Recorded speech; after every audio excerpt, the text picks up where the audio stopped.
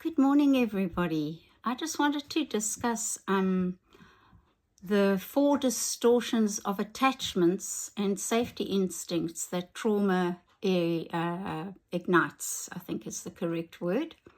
So I'm sure you all know about the four F's, and that is fight, flight, freeze, or fawn. I didn't know about fawn until fairly recently, but I'll get back to that. Okay, so fight is where you have to control in order to connect with other people. You have to rage to be safe. And this is generally a narcissistic person. Okay, so it's a narcissist is part of a trauma-based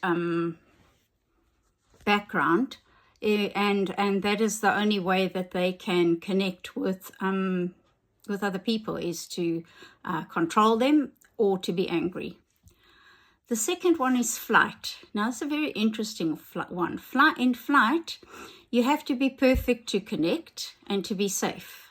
And often that leads to obsessive compulsive disorder because you only feel perfect or that you can connect with other people if you're perfect, and you can only feel safe if other people connect with you. Okay, the third one is fawn. Now this for me is a very interesting one. I was not aware of it until I recently worked in an extremely abusive business place, and it's not listed on my my info, so you won't know where it was. But I was extremely bullied and abused by the two ladies that worked there, until eventually I began fawning, groveling to connect, trying to become one of them to connect. But unfortunately, being a bitch is not my not my modus operandi. I am not comfortable with that. I'm not comfortable with getting angry with people. But I must say, working there brought this very dark side out of me, for which I'm grateful, because it enabled me to acknowledge that I did have a dark side within me, and that I needed to deal with it and balance it and clear it. So fawn is emerging to connect. It's a groveling to be safe, or codependent, to merge with other people. It's a dread that you would be rejected if you wanted something for yourself.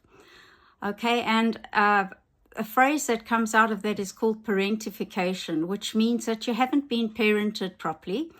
And strangely enough, most therapists have this because it brings out the ability to empathize with other people. Okay, and so the other one is freeze. And in freeze, there is a reaction of, no way I'm going to connect. I'm going to hide to be safe. You find yourself dissociative, daydreaming, reading, watching a lot of Netflix. And that's because in some part, due to the trauma that you've experienced, you've frozen. After I left this abusive workplace, I found myself in freeze mode. And strangely enough, my husband, who is so precious, picked it up and pointed it out to me. He said, you know, every time something happens or you think something bad's going to happen, you literally just switch off. And I wasn't even aware of that. So now I've become aware of it. I'm making a point of noticing it and letting it go. So I just wanted to share those with you today because I think they're very important for you to know.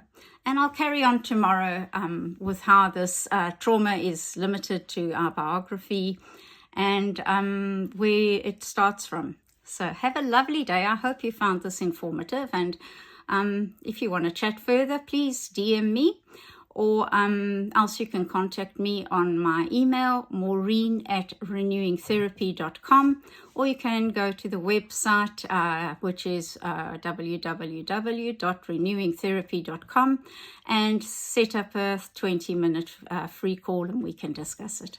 Have a lovely day, guys.